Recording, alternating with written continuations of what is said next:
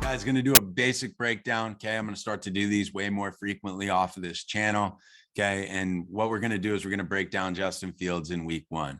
Lots of talk about what happened to the Bears this week. Okay, and I just want to provide some truth based on scheme that you guys can see as to what was really going on in this game. It was a travesty by the Bears coaching staff, but I really want to let you guys be, the ones to see this, and then with my analysis, kind of get a better understanding for what's all at work here. Okay, the first pass play of the game, and that's what we're going to go through, is the pass plays throughout the game. Okay, is on 2nd and 9. They had 11 downs on 2nd down, 11 second downs. Okay, and 10 of those 11 second downs were 8 yards, 9 yards, or 10 yards in terms of 2nd and 8, 2nd and 9, or 2nd and 10.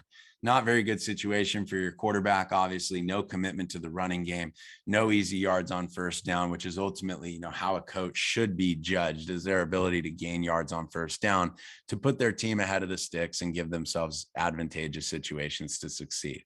As you look at this first play, and it was really the Cleveland Browns design the whole day, they basically went four-man rush, drop zone. Here they're in quarters.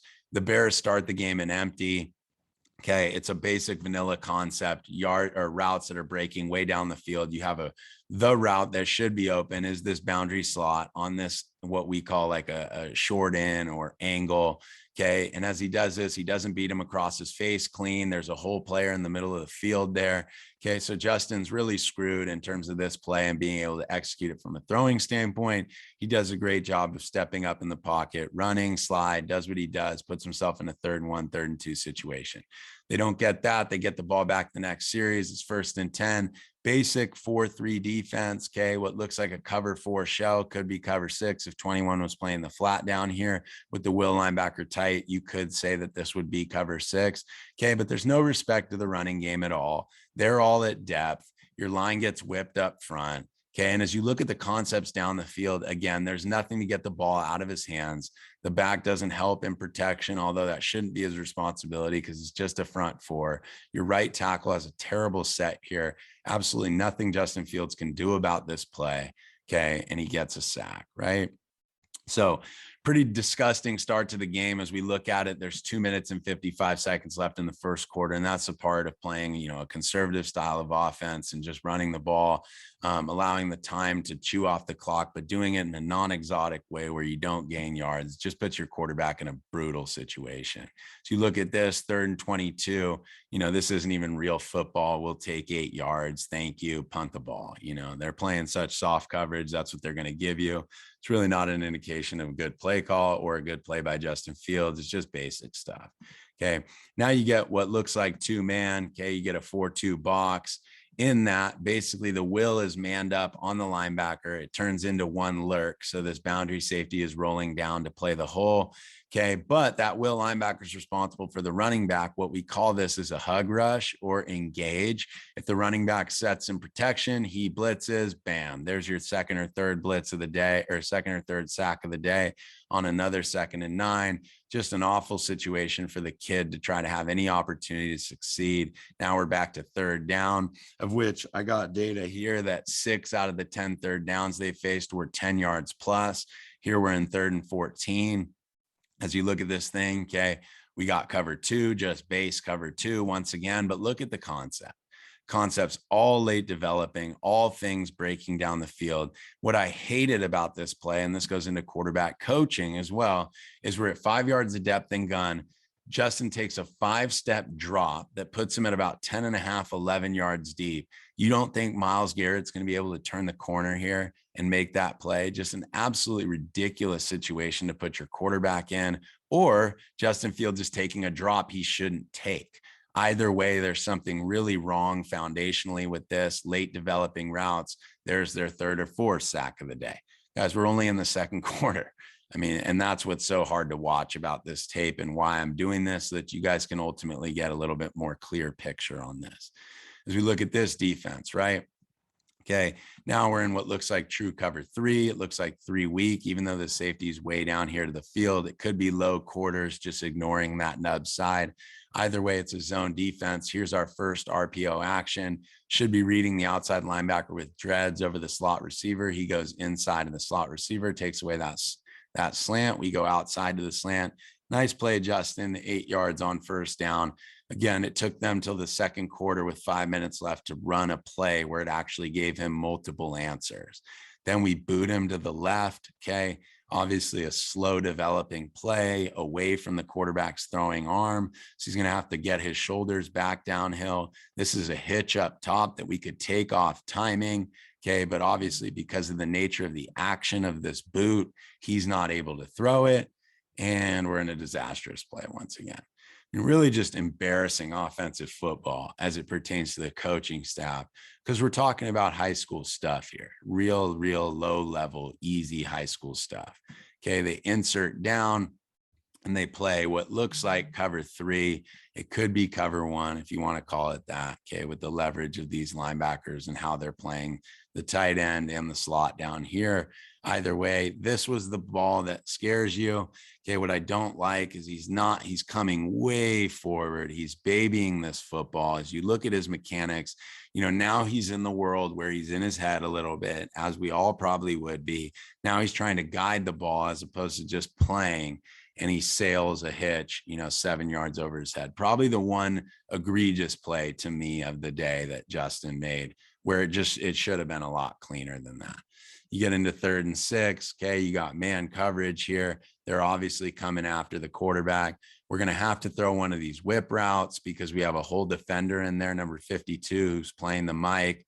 Okay. And as we get there, basically, once again, the drop screws us. It's 1, 2, 3, 4, 5 and a hitch. I haven't seen that in NFL football in a while. Okay, we're putting our tackles in awful positions. This is why I'm such a believer in the catch one. Aaron Rodgers would catch this thing, look at the defense, and then take one slide step and then throw this whip. Because of the nature of the drop, he's forcing climbs. Because he's forcing climbs, he's sacked again for what? Now the 5th time of the day. Okay. You guys know, playing quarterback, you've been sacked 5 times in the first half. Everything is spinning. Everything is tough. This is a poor read by Justin Fields. They come out on the first play in the second half. They run a basic snag concept. Okay. But the problem here is that the corner is so low that it's not just a read of the outside linebacker who's screaming to the flat initially, which is why Justin thinks he's going to throw this, but he should then react and go and chuck the ball down to his running back. But once again, you have no respect to the passing game down the field at all. They still haven't completed. I mean, look at his stats. He's 3 for 4 for 29 yards. They have no respect for your passing game. There's no depth by that corner. They're sitting on every route.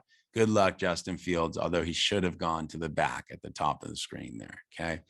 Want to get through this third quarter. So as we look at this, we're back to an empty set in scat protection, running damn near the same concept we ran before. Should he come to this outside short end? Yes, absolutely. But it's a terrible route by a slot receiver. You have to attack the inside of that linebacker, okay, in order to beat him across his face, to give your guy any shot at throwing that outside one.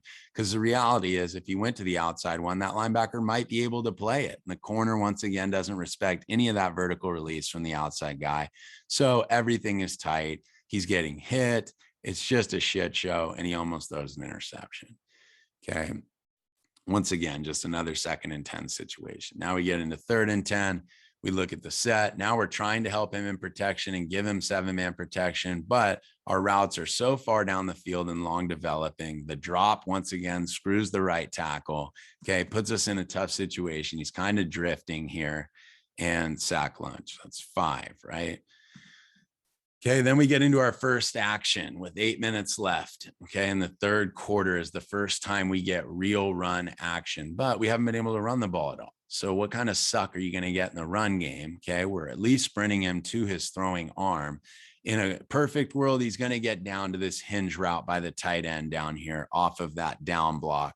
Okay, but Justin's, he's young, and this is the problem with not giving him reps with the ones through fall camp and it being a shortened off season. Everybody's blanketed covered. That's basic boot rules, basic boot play.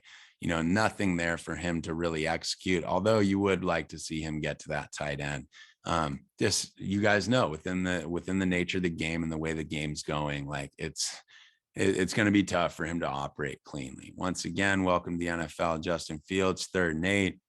We have a basic concept working to the top of the screen here. It just looks like basic 4 verticals. Again, it's all long developing stuff against a defensive line that's been in our backfield, manhandling our O-line all day.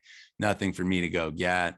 Sack. Okay, he's thrown for 29 yards and we're midway through the 3rd quarter. Okay, this is where I felt in the game that the Bears finally made the decision, okay, we're going to try to actually do some stuff to help this guy. So they run boot on 1st down, which, I appreciate from them. But once again, where's the respect in the running game, guys? Look at these linebackers. They take 1 step up and they're already in pass. There was no suck there. Justin gets to it late. Okay, the Browns played simple vanilla football. They just played zone. And that zone gave this guy no opportunity to operate. Here we get into RPO. We would throw this snag route to number 12 and the left tackle's in the throwing lane. Okay, so just an embarrassing performance all the way across the board. At least they went with an RPO play there. Now you're getting pressure, so you have free access to a stop route to the boundary. Justin throws that route, great ball location. We got a 1st down. But once again, nothing that the coaches did, just a basic stop route, nothing that they're putting this guy in any position to be successful. It's just really hard to watch. Okay, as you get into 1st and 10, now we got somewhat of a drive going. We get down to the flat, nice play. Okay, then we get into the next play. We're going bunch. Again, now we have zone read. We read this. Okay, well, the wide receiver down here to the bottom structurally has to block this corner. If he doesn't, he should be standing there ready to catch the ball off of an RPO, like triple option opportunity to throw the ball to him. Instead, he doesn't. Justin Fields gets hit. This is when you see Justin Fields go a little uncharacteristic, trying to milk a call. I've done it plenty of times. So there's nothing wrong with it. I'm just saying that's not who Justin is.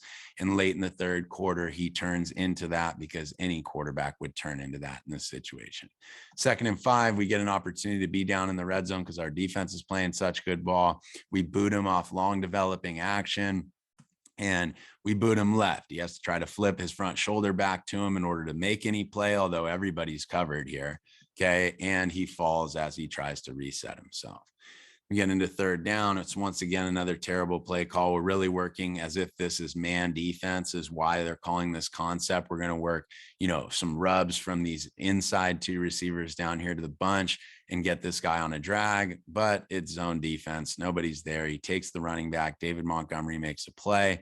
And on 3rd and 13, we get to 4th and 2, of which we kick. And guys, I get it. You try to make the game a 1-score game. That's what the book tells you. But there's a game within the game. And that game within the game is, if we get stuffed here, the Browns, who haven't moved the ball all day, are going to be on their own 4-yard line. And instead, we kick the field goal, which makes it a 1-score game. But now the Browns are out on the 30-yard line to start their next drive. Basic laws of football, they go straight down the field and score a touchdown. It's 20-6. And now this thing's just embarrassing. Okay. You look at this, it's a basic cover 6 defense. Okay. This corner is sinking because he doesn't have to respect the run game at all. Okay. He's wired on this route. Everything else is long developing, basic high school concepts, and he has no opportunity to succeed. I can't even watch it anymore. Okay. The biggest frustrating thing for me was that it looked like, and this is my only logical explanation, that basically Matt Nagy said, like, I'm so scarred by what happened with Mitch Trubisky that I'm going to take care of Justin and try to spread the field out and allow him to see everything. Well, Justin Fields isn't like Mitch Trubisky at all. They're completely different quarterbacks. And so to not manage the game for him at all, to utilize his legs at all, to utilize action at all, it was an embarrassment. And he never had the opportunity to succeed. Do I think Justin is one of the best throwers in the NFL? No, I don't. But Justin's a great quarterback. He could have definitely had success. The most embarrassing part of that football game is it's a winnable football game against a team that's basically saying, we're going to run zone against you all day and force you to throw into windows. And they didn't flood zones. They didn't do anything exotic. There was no respect in the run game, no unbalanced sets, no motions to create leverage in the run game. It's just an embarrassing performance across the board. So I hope you guys get a reality of kind of what this stuff looks like. I'm going to start to do these things way more for you guys. I appreciate you being here. And until next time, say a prayer for Justin Fields. All right.